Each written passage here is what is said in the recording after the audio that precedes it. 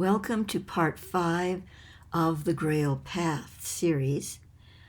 This one is the last of this series. However, I probably will in the future continue Grail topics that are related.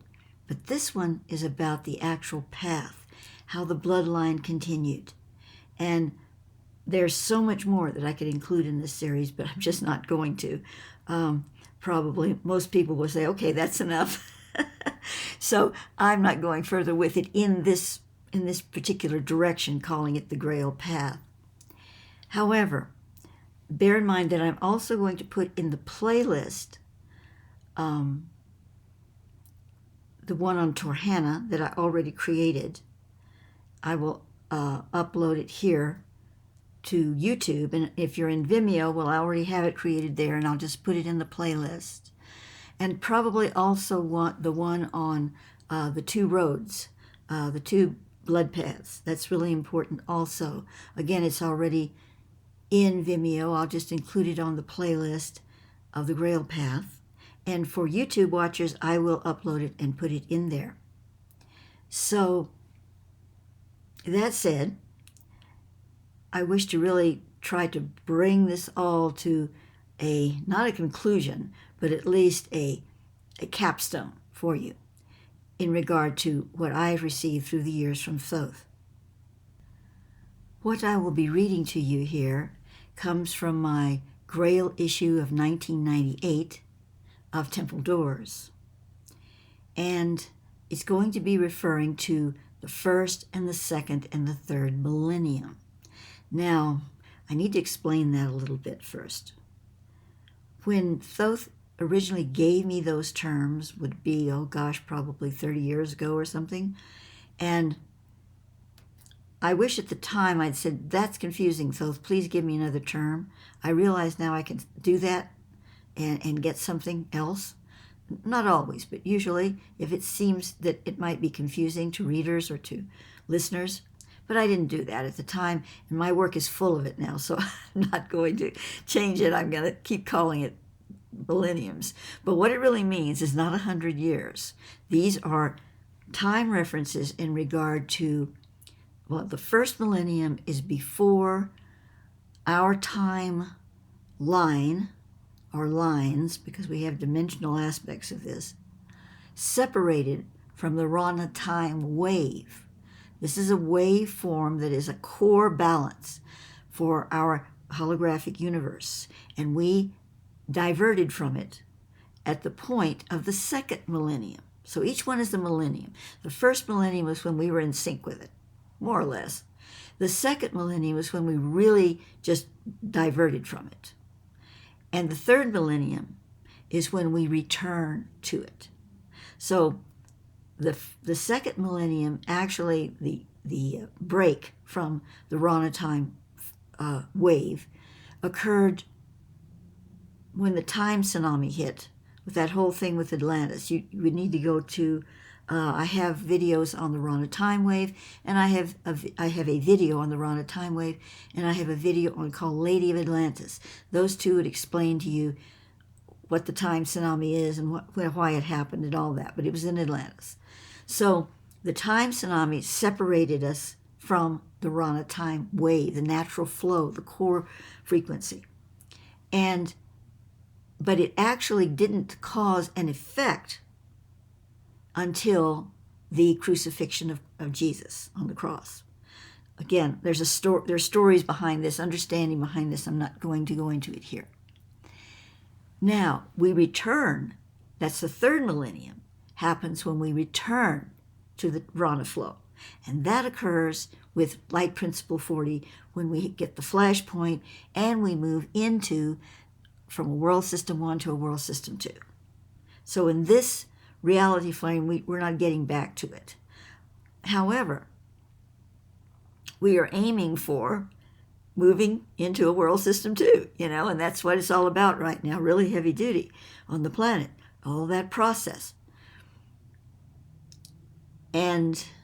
there's also the pyramidus radius matrix, which I didn't know about for years. He doesn't tell me everything at once, oh my gosh. And he didn't tell me everything either, by any means. I'm not making that claim.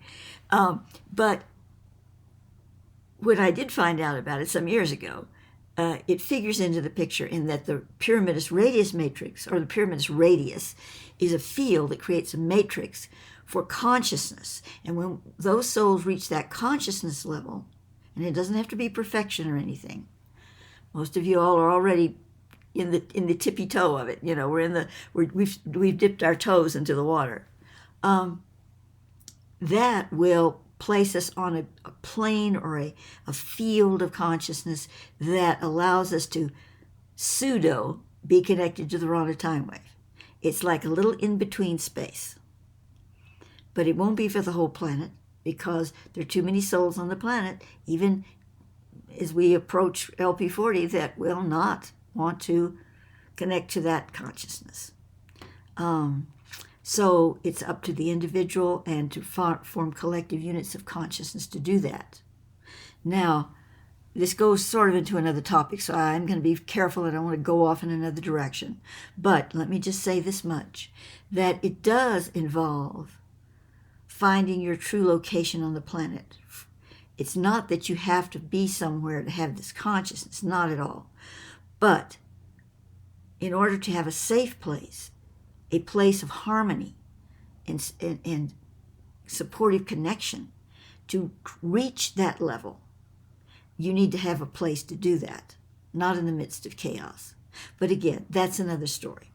So we're going back now to the Grail path and understanding the usage of the term first, second, and third millenniums. I'm reading to you here from the Grail issue of 1998. It was a very large, almost book, so there was only one issue for that year.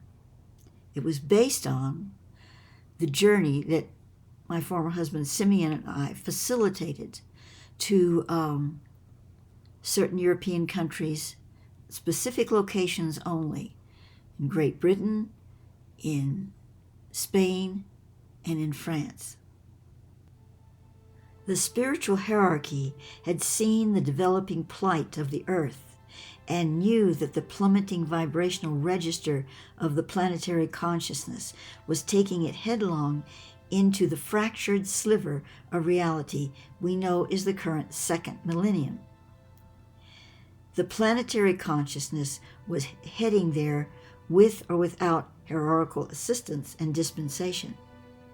Thus it was decided that the soul of Yeshua was to bring the new Christic dispensation to the earth in an act of compassion for the souls that were ensnared within the astral density on this beloved orb. The hierarchical plan encompassed having Yeshua usher the planet fully into the second millennium, and to establish new pathways for the souls of earth to connect with and hopefully realize some level of the Christos. In addition, it was given to Yeshua to transmute enormous amounts of astral density and planetary karma, thus giving the souls of the earth a second chance to rejoin the greater kingdom. In this way, the exact point of the earth's entry into the second millennium could be controlled by the spiritual hierarchy, and some measure of grace could be afforded to the souls of earth as a result of this divine control mechanism. Keeping this in mind, we must then view all efforts to perpetuate the Grail consciousness in the earth, which span the time of the Christ incarnate, meaning the life of Jesus or Yeshua, as being part of that crucial plan. For it was these specific bloodlines, blood lineages, mystery schools, holy orders, legends, etc., which carried the thread of consciousness across the final threshold of the first millennium and into the opening stages of the second millennium's final act. We can see this mix of the old and new world expressions dramatically depicted in the Arthurian Grail legends. The Arthurian Grail legends carry the elements of a pagan pre-Christian world which valued and revered the Christic consciousness and the cosmic Christ in an earth goddess-oriented modality interwoven with the development of first an embryonic Christianity and then later the highly organized form of Christianity developed and propagated by the Roman Catholic Church. These Arthurian Grail stories indeed have some basis in historical fact, which are centered around the life and soul mission of King Arthur, who lived in the 6th century A.D., as revealed from the Record of Thoth. However, they also carry forth the mythology and legends of the more ancient Celtic world, which in turn was influenced heavily by immigrants from Atlantis. In fact, portions of the British Isles were Atlantean colonies before the final demise of that civilization ever came about. In addition, there were numerous exchanges and interactions between the Grail blood lineages from the Middle East and those of the British Isles in the post-Atlantean epochs as well. Taking into consideration the thread we have traced up to this point, which shows how the Atlantean Grail experience was really an extension of the more ancient Lemurian Grail lineages, which in turn had been established by Lord Melchizedek, we now have an expanded perspective on what is truly being passed down through the Arthurian Grail stories, albeit in a romanticized medieval symbology. The accumulated circumstance of all the previous aeons delivered the final primary Grail blood consciousness thrust into the hands of King Arthur, who himself had been a product of the same basic lineages which had set the stage for the Christic host Yeshua. All of the inherent genetic light codes which had been seeded into the planetary domain through Lord Melchizedek had aggregated and found their way into but a few relatively pure genetic bloodlines by the time of Christ. Although there had been a dilution of the genetics by this time, the ultimate potential still remained, although dormant, within those bloodlines which still fell within the direct path of the ancestral Grail blood. Now, I'd like to pause a moment here and say that we're not speaking here of pure bloodlines in the sense of some racist program. This has to do with the organization of the energy frequencies in the consciousness of humanity.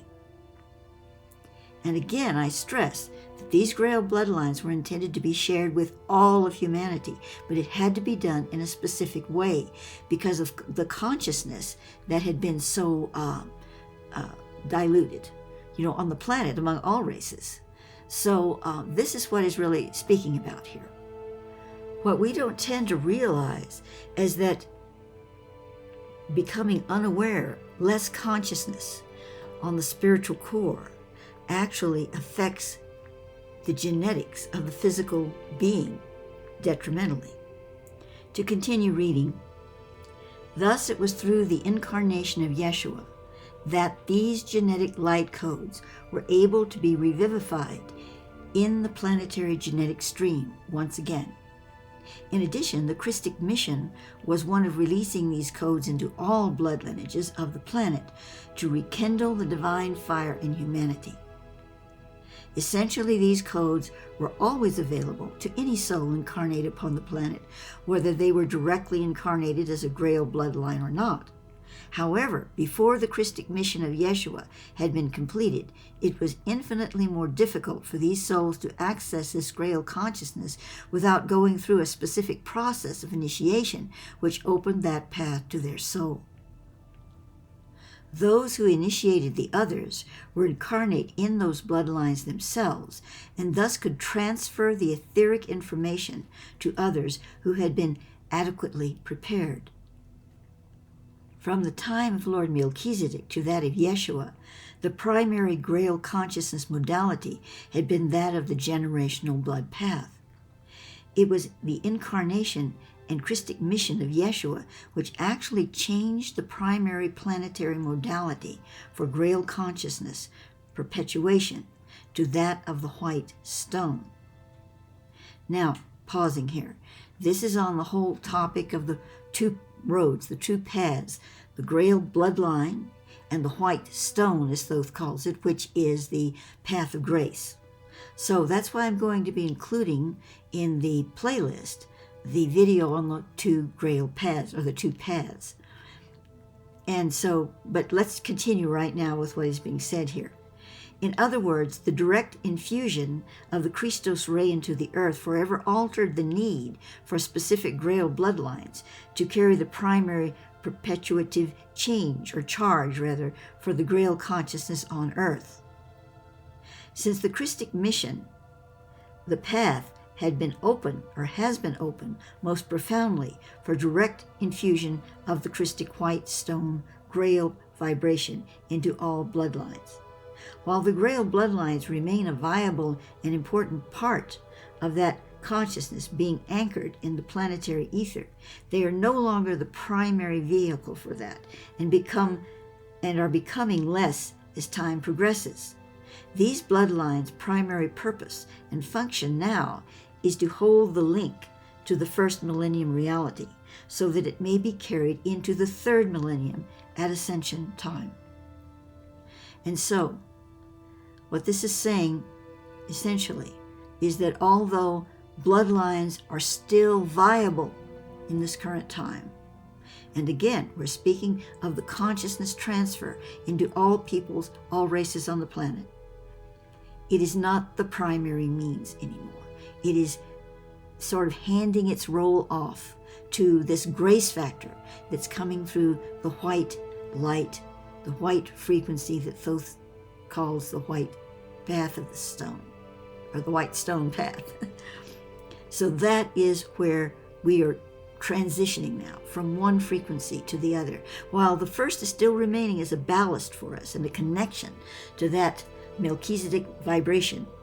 It is bringing us to the new world reality of the white path, the path of grace, the path of ultimate resolution and light. The Christos ray is beyond the scope of hierarchical administration. It was not until the advent of the Christic mission in the earth that this direct path was fully opened to the souls of this orb, since the fall had occurred. Now, the fall in this context, Thoth refers to that as meaning when we separated from the universal inscription of light.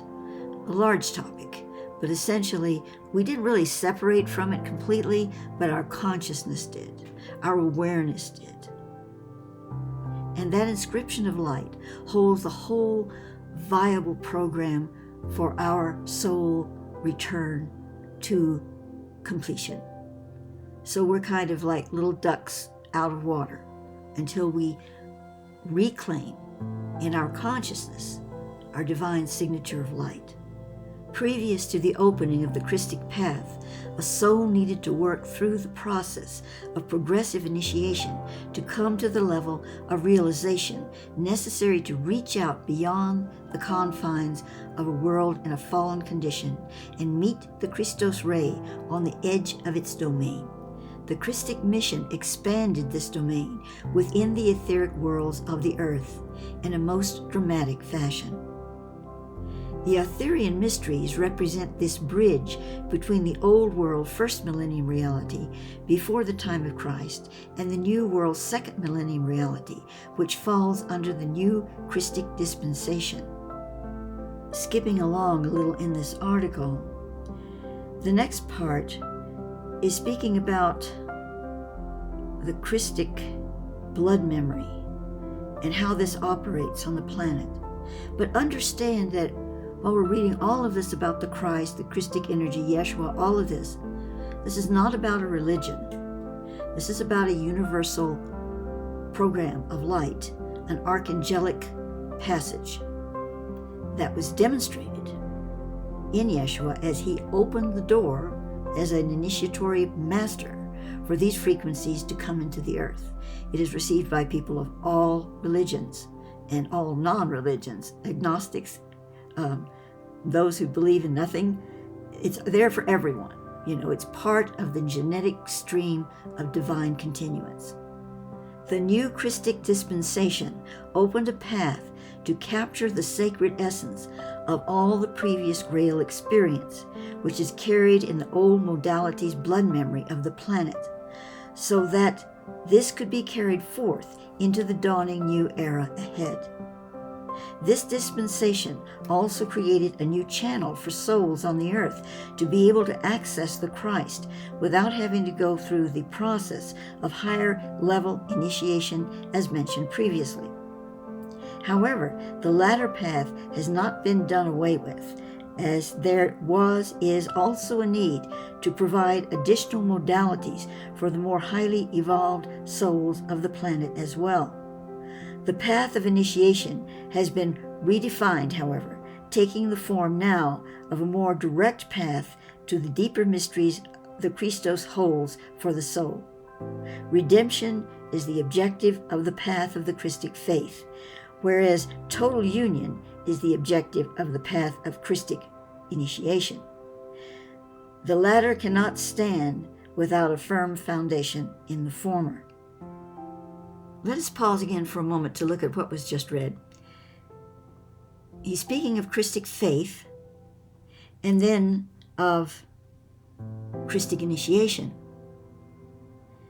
And of course, this latter, the Christic initiation, now has evolved to the point of receiving it more directly rather than through a long process.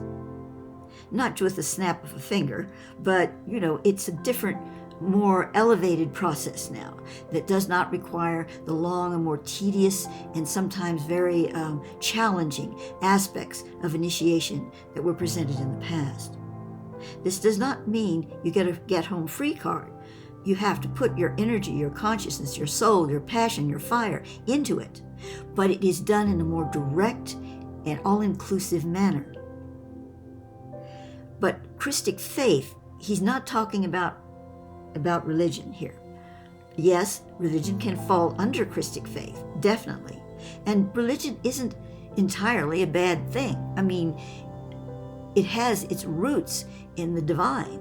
And many people accept their religion in a very beautiful and passionate way that it is all-inclusive and open to the spiritual realm of what we intended to receive, from the direct transmission of the godness. Others find it in a more limited circumstance. And then again, others use it as a tool for domination. They have no intention of really embracing any of it. They just use it to control the masses. So all of these things are involved in religion. When you say that word, it's very a mixed bag. But Christic faith, which can encompass a more pure acceptance in the religious format, is beyond just that. It is a faith that tells you you have something ahead of you. You don't know what it is, but if you follow that spiritual line, you trust you will receive it. Well, that is faith. However, if you move into Gnosis, which is the deeper initiation of spirit, the direct initiation, Gnosis is divine knowing. You know it. You don't have to have faith in it because you already know it. Faith leads to knowing, if directed in its truest form. Thoth speaks of this Gnostic knowing as the path of John, or the Johannine path. Now, John is a twofold. There's John the Apostle, there's John of Revelations, whom he says is one is the same. I'm not sure he means in the same body or just the same soul. So let's include that as one. And the other one is John Martinus, the son of Jesus and Mary Magdalene. But from the Thothic perspective, John, comes from a root form in the Lemurian language, and I don't know exactly what it is, and I probably couldn't pronounce it if I did know it. But it comes from a term that means the opening of the vessel, the expansion, the desire, not only the opening of the vessel, but the desire to do so, the all-inclusive passion to open the vessel and to do so, to allow the streaming of divine intelligence into the being. So when he speaks of the Johannine consciousness, he's not really trying to identify it with John the Apostle, John of Revelations, John Martinus. These are all John vessels, but he's talking about the greater vessel of the Johannine. Now I'm going to skip ahead a little bit in the Grail issue to talk about the Anti-grail family. This is really an important part of the whole picture, to understand the dark and light play that is going on this planet. At least a faction of it. It's so immense I can't say that this explains it all, but it is a key component. The original forebearer of the Anti-grail family was Samael, one of the body forms created by Lucifer for his incarnation in an attempt to duplicate the Adam Kadmon template. However, he could not sustain himself through these forms, and thus they were abandoned. Even so, Samael took as his mate a woman from among the house of light named Alabedullah, and thereby introduced a branch of his kind among the families of earth. The Anti-grail family is composed of a select number of souls which enter the same genetic lineages repeatedly. These incarnations have difficulty sustaining their genetic form, as those vibrational properties of the Luciferic being, which abide in their DNA, cause cellular aberrations carried forth from the original intrusion made by the Luciferic force into the Adam Kadmon template via Samael's mate Alabedullah. To pause again in the reading, the Adam Kadmon template is that template of divine sovereignty that the human being comes out of on this planet. It's a blueprint for humanity from divine source. According to the Thothic perspective, Lucifer, the light bearer, is the twin flame of the archangelic being of the Christos. And when they separated, the Luciferic aspect of it became distorted. Now, I have not been given the bigger picture about why it separated and why that aspect became distorted.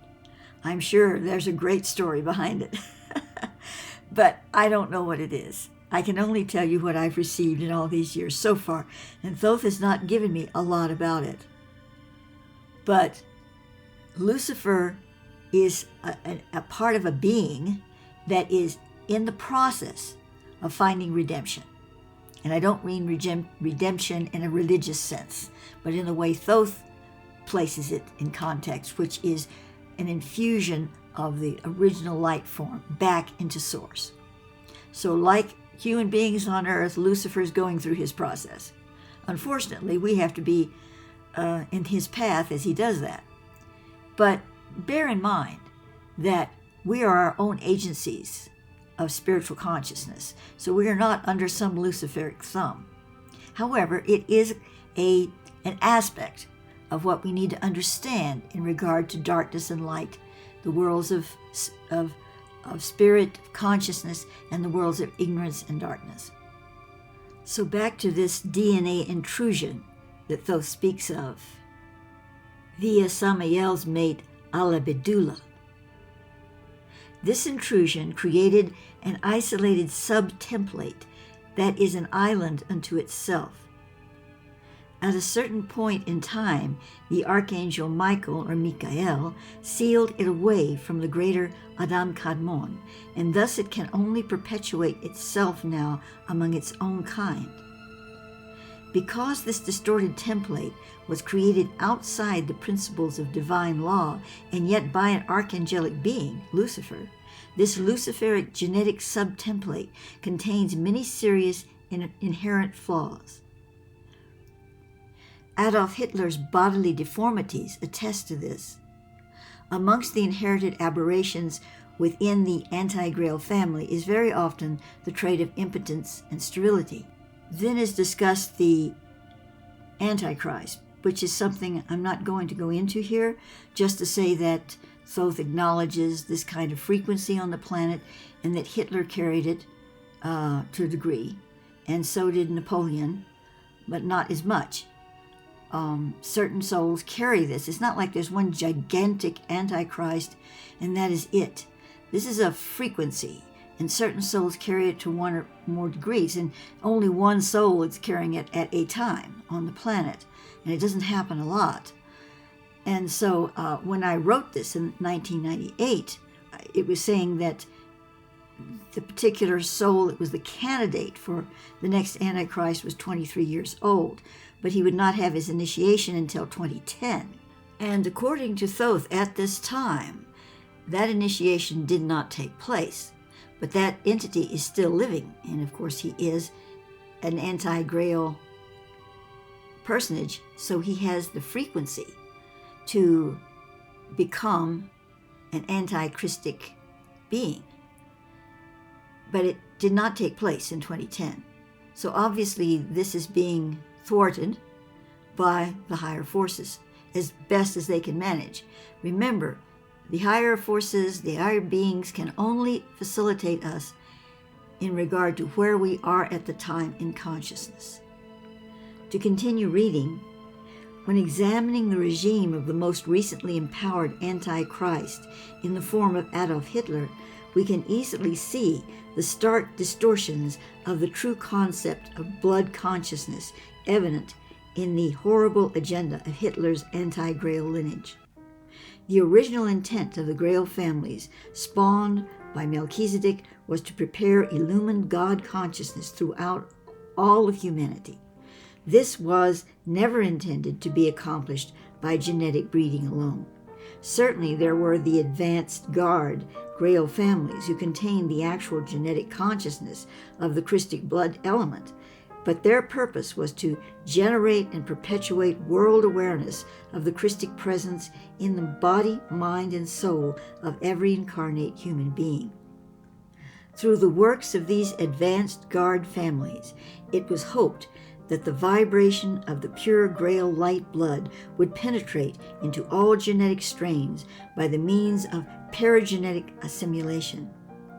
The science and principles of perogenetics incorporate the creation of etheric DNA links through the process of reincarnation via the transport of the soul from one genetic body form to another. This is a principle whereby an incarnated individual can attempt to redeem a fallen branch of specific genetic vine by the introduction of their soul's perogenetic links carried from past incarnational sojourns in other more relatively pure bloodlines. In addition, these perogenetic principles also incorporate the soul sunoma, or the ancient bloodline consciousness, which originates in the star of origin.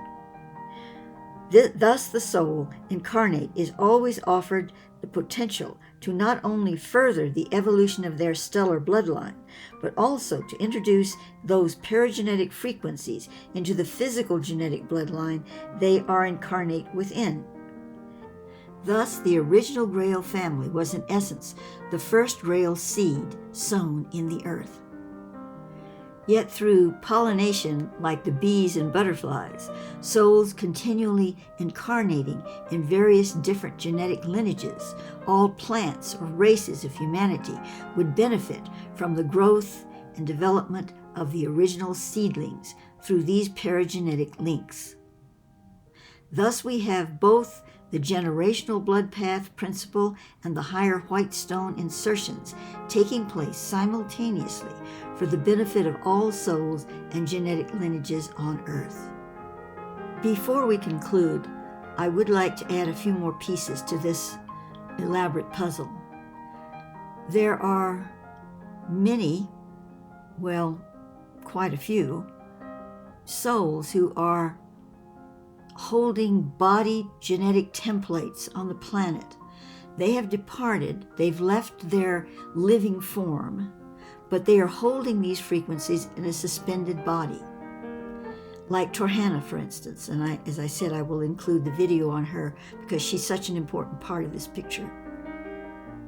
But there are others as well. And in the future, I may delve into this a little further in other videos. But I just want to state here that the importance of their holding the genetic frequency open in these suspended bodies is so that their grail frequency can continue to operate for us, because it's so potent in these particular individuals. While they go on, their souls go on and do what they need to do, they can leave this trace element in a vibrational humming state, so to speak, among us. And these forms, these suspended bodies, are in various locations, in chambers, catacombs, etc., around the planet. I would also like to address all these scrolls and books and inscribed discs and all of these things that were left and hidden in different locations.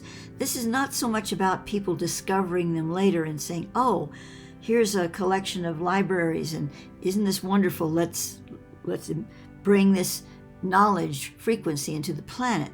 Yes, that can happen and will happen and does happen on occasion, and it will be happening with more frequency in the future, but it will fall only into the right hands.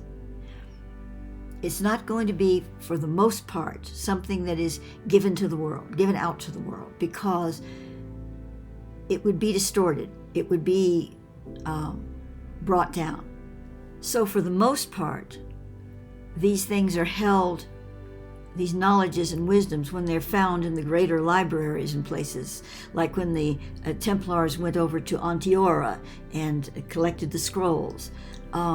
This was to keep the vibration in a particular element, like a frequency, and it was distributed from one location to another for that purpose.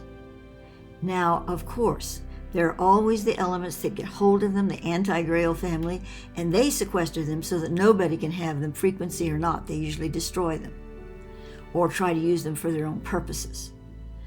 But for the most part, they are guarded in extreme caution and care and very lovingly. And they're given from one group of people to another that they know will not only take care of them, but allow these frequencies to be broadcast from paper or stone out into the ethers of the world. And these groups are like the Templars, the Rosicrucians, the Masons, the Freemasons, and many other orders. Now, I know that there are people that think, oh, the Freemasons, oh, the Templars, oh, the Rosicrucians, these are, secret, nefarious organizations. And that's simply not true, according to Thoth. They have their factions that have gone off and done things they shouldn't have, or that are trying to be false representations of those orders. But the true orders have remained pure. And they, at that core level, they keep these documents, these testaments, these inscriptions, these ancient knowledges, not for a future age when they can reveal them in some textbook form, but they are keeping them to allow that frequency to continue to operate on the planet. Now I wish to speak a moment on the Elbar. Thoth mentions this as the original kings and queens. It's not about Melchizedek himself, but where he comes from. The Elbar are the bloodline, and this originates actually, on the blue star Rigel in Orion, but it was termed the Elbar and established as such in Venus from that lineage. So Melchizedek is the Elbar king, so to speak, because, we're using those terms king and queen, which is not what they use, who came from the Venusian lineage and previously from the blue star lineage, Orion, to Earth to establish the Elbar lineage.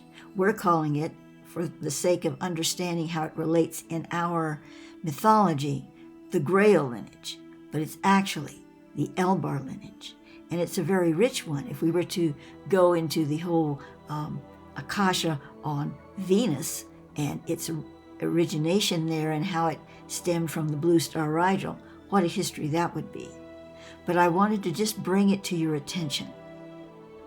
Thoth has shown me how the original language of mankind here, which he called the Eloi, E-L-O-I-I, which originated from the impulses of the brain, it actually became a language that we could speak when Lord Melchizedek came to earth and brought a context for that. Understand that we didn't need to speak at first. When we came down from the Lotus reality, it was totally mental telepathy. But then when we came down into that realm, very quickly we were going to have some language. Even if a lot of telepathy was still going on, it was limited. And so language was necessary for various reasons. And that's one of the things that Melchizedek brought to earth. Not just the genetic engineering, but the language, the context for it as well, so that the Eloi language could then become a true language that was spoken and written. The Aloe was also called the Eloi, from the El, Elbar. So once the Aloe language was brought into context, the basic code, the basic cipher for that was called the Eloi, E-L. So there's Aloe, the mental telepathy and the language that came later, but the Eloi, E-L, was the cipher that Melchizedek brought to earth. And this cipher can be incorporated now in our brainwave patterns. The Elbar Eloi cipher is something that's going to be incorporated in some way into our progressive initiation with the new Earth star. And so now we stand on a threshold. In the year 2022, as I'm creating these videos, and we look ahead and we don't know what the future holds, but it doesn't look too promising, not from what we see around us. And that is why we must use our third eye. We must use the triple sight, not to, be a psychic seer or anything like that, but to simply go beyond the turmoil and recognize the light that is shining so brightly beyond that turmoil, that is calling us to action, to consciousness, to perception, and to being and living in the present with a capital P, the present moment. And that doesn't mean not looking behind us or looking ahead. It simply means anchoring ourselves in the divine presence.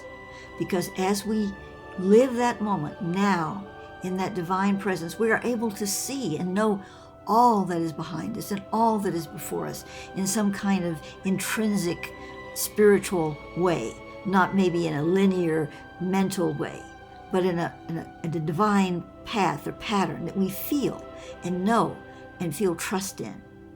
And that's where we must be at this time, because the Grail is still with us. That shining light crucible that was brought to the earth by Melchizedek for the purpose that we are living in at this moment, to receive, to drink from it in this final execution of light principle as we move through into the ascension path of the world system 2. Many of us won't live to see it in these bodies, but we will be here and we will become a part of it. We will be a part of it. We are a part of it right now. And it's important not to say, oh, that's in the future. I wonder if I'll be alive then. That's not a thought you really should entertain, because it's not pertinent. What is pertinent is, what are you living now? what is in this incarnation, in this moment, what grail vibration are you carrying of spiritual content that can be given as a vessel of light to the next person, and the next, and the next. And so we end the series of the Grail Path. Thank you so much for following along with me in this journey. I appreciate it. I'm leaving you with a few images of inspiration.